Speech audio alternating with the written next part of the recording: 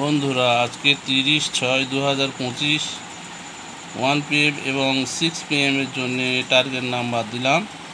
আপনারা এই target number দেখে টিকিট কাটবেন। 1 PM 6 PM সেই নাম্বারে আপনারা সব ধরনের প্রাইজ পাবেন। 9,000, 450, 250, প্রথম পুরস্কার 120, সব রকমের প্রাইজ পাবেন। এই টার্গেট নাম্বার দেখে টিকিট কাটবেন। আজকে 30/6/2025 1 PM 6 PM।